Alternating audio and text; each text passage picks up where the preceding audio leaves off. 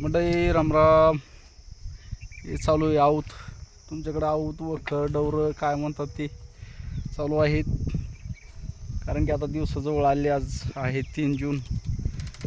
त्याच्यामुळं आता शेतातली कामं लवकर उरकून घेणं आहे. आता 6-7 तारखेपर्यंत पाऊस पडणंच समजा एखादा का होईना. हे बघा पाठीमागं आपलं वखरून विकून आणलं आपण हानीत घासापासून.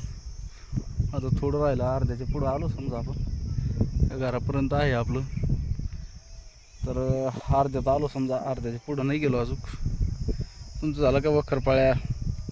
काय कोणाकडे डवरनं म्हणतात, कोणाकडे वखरनं म्हणतात, तर कोणाकडे काय वेगवेगळी भाषा असते. तर चालू आहे मित्रांनो. सकाळीच 7 वाजेला धरलो होतं. आणि बघा सुकऱ्या पाखऱ्या आमच्या बंधूचे बैल आहेत. हो हो हो हो. लय तापड बैल ही मित्रांनो. नुसतं पळायचं काम करत. हो हो हो. बघा जोडी कशी. कोण थोडं डिम दिसत असेल तुम्हाला. तर मित्रांनो अशी आहे खिल्लार जोडी. तुम्हाला जर घ्यायची असेल कोणाला तर कमेंट करा. खूप तापड आहे. आणि आपलं आता एवढं राहिलं, एवढं हाणून घेऊ. मग काय नुसतं फुली पाडायचंच काम याच्यामध्ये. सरकी आणि भेंडी लावायची आपल्याला पोलनची. शेतकरी मित्राला जास्तीत जास्त सपोर्ट करा मित्रांनो.